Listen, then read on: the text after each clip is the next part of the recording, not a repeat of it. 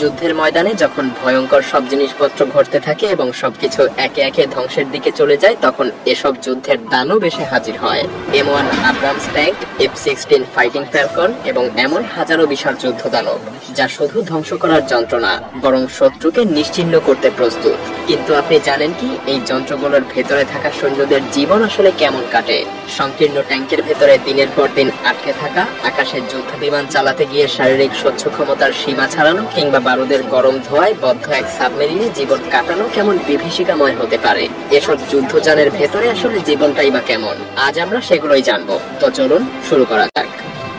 M1 Abrams tank.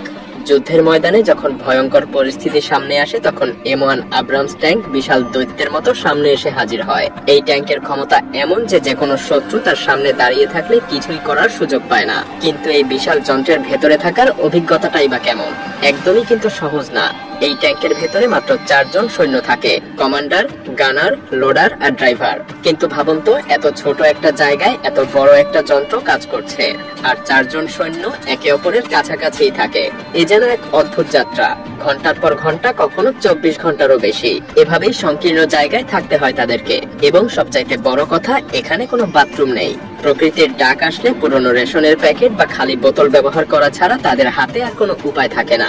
আর এর ভেতরের পরিবেশও যে খুব ভালো তা কিন্তু না। প্রচন্ড গরম, ধোঁয়া আর এক জায়গায় আটকে থাকার কষ্ট।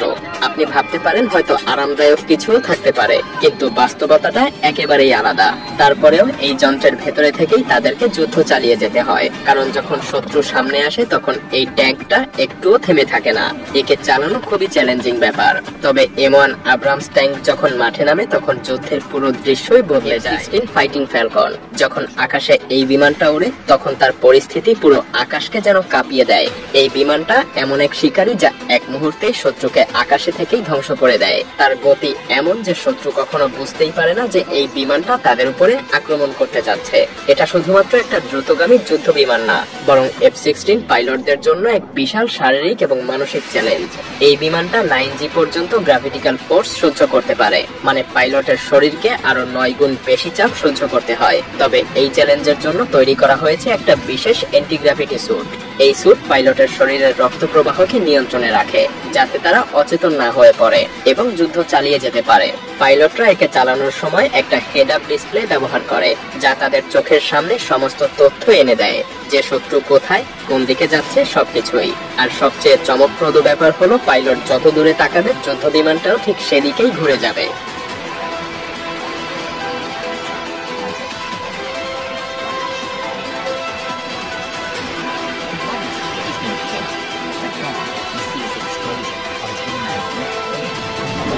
AH-64 Apache helicopter. যখন আকাশে একটা বিশাল শব্দ ভেসে আসে, তখন আপনি বুঝবেন যে এটা AH-64 অ্যাপাচি হেলিকপ্টার। এই হেলিকপ্টার আকাশের শিকারী, যার উপস্থিতি শত্রুর মনে ভয় ধরিয়ে দেয়। একে দেখতে মনে হয় যেন আকাশের এক ধ্বংসযজ্ঞ, যেখানে গুলি চালানো যেন একেবারে সহজ কাজ। কিন্তু এই অ্যাপাচি হেলিকপ্টারটা এতটাই শক্তিশালী এবং দ্রুতগামী যে শত্রু কোনোভাবেই এর কাছ থেকে পালাতে পারে না। আর সবচাইতে চমকপ্রদ দিক হলো এর গানার সিস্টেম। অ্যাপাচি হেলিকপ্টারে গুলি চালাতে গুলি কোথায় যাবে সেটা পাইলট মাথা ঘোরালেই টার্গেট লক হয়ে যায়। হ্যাঁ, পাইলট যখন মাথা ঘুরিয়ে দেখে, তখন হেলিকপ্টারের গুলিও সেদিকেই চলে যায়। এর মানে শত্রুকে টার্গেট করা এখানে এতটাই সহজ। তবে এটাকে চালানো কিন্তু মোটেও সহজ না। অ্যাপাচি হেলিকপ্টারের পাইলটদেরকে দিনের পর দিন প্রশিক্ষণ নিতে হয়, কারণ তাদেরকে এটাকে পরিচালনা করতে হয় খুবই সতর্কভাবে। কারণ এর ভেতরে থাকা সৈন্যদের কাজ শুধু যুদ্ধই না, বরং এটা জীবনের জন্য একটা লড়াই। দীর্ঘ সময় আকাশে থাকতে তারা শত্রুদের এলাকা ভেদ করে দ্রুত আক্রমণ চালায়। কখনো কখনো লক্ষ্যভ্রষ্ট হওয়ারও শঙ্কা থাকে। তবে এই যন্ত্রের মাধ্যমে আকাশে এক অদম্য যুদ্ধ শুরু হয়, এবং সেখানে শুধু ধ্বংসই অপেক্ষা করে। Typhoon class submarine. এটা শুধু একটা সাবমেরিন না, এটা এক মহাকাশের মতো বিশাল, শক্তিশালী এবং ভয়ঙ্কর। টাইফুন ক্লাস সাবমেরিন হলো পৃথিবীর সবচাইতে বড় সাবমেরিন, যেটা সাগরের গভীরে লুকিয়ে শত্রুদের উপরে আঘাত হানে। এর দৈর্ঘ্য 574 ফুট, যা 3টা ফুটবল মাঠের সমান। এটা তৈরি করা হয়েছিল বিশ্বযুদ্ধের ভয়াবহ পরিস্থিতি মোকাবেলা করার জন্য। এই সাবমেরিনে 160 জন সৈন্য থাকতে পারে এবং সেই সাথে 20টা পারমাণবিক মিসাইল। একটা মিসাইল 10টা পারমাণবিক ওয়ারহেড বহন করতে সক্ষম। একে চালানোর জন্য প্রয়োজন হয় চরম দক্ষতা, কারণ এখানে বিশাল আকারের কারণে এটা কোনো সোজা পথ অনুসরণ করতে পারে না, বরং সাবমেরিনটাকে ধীরে ধীরে সাগরের গভীরে চলে যেতে হয়। বলা যায় এটা এক ধরনের সুপার এনিমি, যেটা সাগরের গভীরে লুকিয়ে থাকে এবং শত্রুর আক্রমণ থেকেও সুরক্ষা পায়। এমনকি এই সাবমেরিনে রয়েছে 2টা পারমাণবিক রিঅ্যাক্টর, যা এটাকে দীর্ঘ সময়ের জন্য সাগরের গভীরে লুকিয়ে থাকতে সাহায্য করে। আর সবচাইতে চমকপ্রদ ব্যাপার হলো এটা শুধু যুদ্ধের জন্য তৈরি করা না, এর ভেতরে রয়েছে একটা জিম, সুইমিং পুল, এমনকি প্রয়োজনীয় সবকিছু।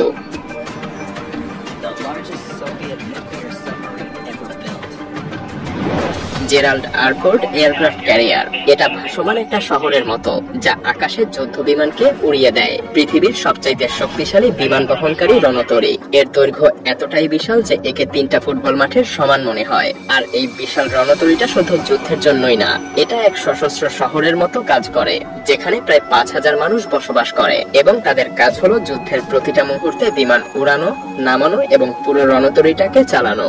এটা একটা অত্যাধুনিক যুদ্ধযান, যা দিনের পর দিন প্রায় 85টা পর্যন্ত বিমানকে আকাশে ওড়াতে পারে। এর মধ্যে রয়েছে অসংখ্য জিনিস, যেমন ক্যান্টিন, জিম, চুল কাটার সেলুন, এমনকি ছোট বাজারও। তবে যতই সুবিধা থাকুক, রণতরীর ভেতরের জীবন মোটেও সহজ না।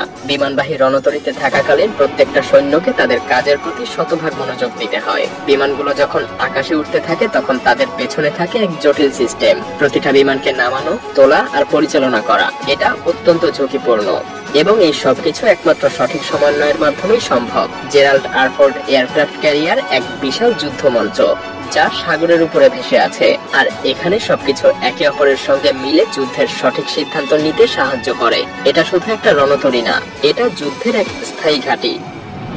Boeing E3 AWACS। বলা যায় এটা শুধুমাত্র একটা বিমান না, এটা যেন আকাশের একটা পর্যবেক্ষণ কেন্দ্র, যা শত্রুর অবস্থান, চলাচল এবং যুদ্ধক্ষেত্রের পরিস্থিতি সঠিকভাবে নজরদারি করে। এর বিশাল রোটেটিং রাডার ডোমের মাধ্যমে পুরো যুদ্ধক্ষেত্রের ছবি একেবারে নিখুঁতভাবে পাওয়া যায়। এই বিমানটা প্রায় 17 জন ক্রু নিয়ে আকাশে ওড়ে। তাদের কাজ খুবই গুরুত্বপূর্ণ, কারণ তাদের দ্বারা পাওয়া তথ্যের মাধ্যমে যুদ্ধের কৌশল নির্ধারণ করা হয়। এই বিমানটা 8 ঘন্টা পর্যন্ত আকাশে উঠতে পারে এবং শত্রুরে নজর রাখতে এর কোনো বাধাই পোহাতে হয় না। এর রাডারের সাহায্যে শত্রু বিমান, ক্ষেপণাস্ত্র, এমনকি স্থলযানও নজরে আসে এবং সেই তথ্য দ্রুত শেয়ার করা হয় যুদ্ধে থাকা অন্যান্য বাহিনীর কাছে। এটা বিমান বাহিনীর এক অত্যন্ত গুরুত্বপূর্ণ অংশ, যা যুদ্ধের পুরো পরিস্থিতি ছবি আকারে তুলে ধরে। এটা আসলে আকাশে থাকা এক মাস্টার মাইন্ড, যা জানিয়ে দেয় যে কখন আক্রমণ করতে হবে এবং কখন নিরাপদে পিছু হটতে হবে। এই বিমানটা আকাশে ভেসে থাকলেই যেন যুদ্ধের ছবি বদলে যেতে শুরু করে। Lockheed C-130 Hercules. যুদ্ধের ময়দানে যে শুধুমাত্র ট্যাঙ্ক বা যুদ্ধ বিমান প্রয়োজন তা কিন্তু না, কখনো কখনো যুদ্ধের জয় বা পরাজয় নির্ভর করে এমন একটা বিমানের উপর যা সৈন্য এবং সরঞ্জাম দ্রুত এক জায়গা থেকে অন্য জায়গায় পৌঁছে দিতে পারে। আর এই কাজটাই করে লকহিড C-130 হারকিউলিস। এটা পৃথিবীর সবচাইতে শক্তিশালী পরিবহন বিমানগুলোর মধ্যে একটা, যা যে কোনো কঠিন পরিস্থিতিতেও দ্রুততার সঙ্গে কাজ করতে পারে। এই বিমানটা এমন এক বিশাল বিমান যা একসঙ্গে 128 জন সৈন্যকে নিয়ে যেতে পারে। শুধু সৈন্য না, এটা অস্ত্র, গোলাবারুদ, যন্ত্রপাতি সবকিছু একসঙ্গেই পরিবহন করতে পারে। তবে সাইজের সাথে সাথে এর কার্যকারিতা এবং ক্ষমতাও অনন্য।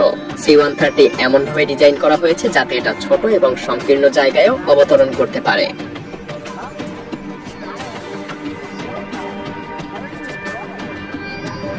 সিকুরস্কাই পেভহক।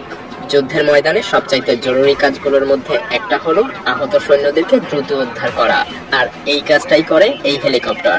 এটা এমন এক হেলিকপ্টার যা বিশেষভাবে যুদ্ধের সময় সৈন্যদেরকে উদ্ধার করতে ব্যবহৃত হয় এবং এটা সব ধরনের কঠিন পরিস্থিতিতে কাজ করতে পারে। পেভহক শুধুমাত্র একটা সাধারণ হেলিকপ্টার না, এটা এক ধরনের রেস্কিউ যন্ত্র যা দ্রুত এবং দক্ষভাবে আহত সেনাদেরকে উদ্ধার করে নিয়ে আসে। যুদ্ধক্ষেত্রের মাঝখানে যেখানে অন্য কোনো যান প্রবেশ করতে পারে না, সেখানেই এই পেভহক ঢুকে পড়ে। যেসব জায়গায় সাধারণ হেলিকপ্টার যেতেও পারে না সেখানে টেভহক গিয়ে আহতদেরকে খুব সহজেই উদ্ধার করে আনে। এটা অত্যন্ত শক্তিশালী এবং অত্যাধুনিক প্রযুক্তি দিয়ে সজ্জিত। আর একটা চমকপ্রদ বৈশিষ্ট্য হলো এর হোয়েস্ট সিস্টেম, যার সাহায্যে এটা আহত সৈন্যদেরকে বা সরঞ্জামকে নিরাপদে আকাশে তুলে নিয়ে আসতে পারে, এমনকি যদি ভূমিতে অবতরণ করার জায়গাও না থাকে। এই হেলিকপ্টারের পাইলটরা প্রায় কঠিন এবং অস্বাভাবিক পরিস্থিতিতেই কাজ করে। তারা জানে এখানকার প্রতিটা সেকেন্ড গুরুত্বপূর্ণ, আর তাদের উপরে বিশাল দায়িত্ব থাকে। দীর্ঘ সময় আকাশে উঠতে হয়, যুদ্ধের গর্জনের মধ্যে খালি আকাশে তাদেরকে নজর রাখতে হয়, কিন্তু তাদের চোখে থাকে একটাই লক্ষ্য, সাহায্য পৌঁছে দেয়া।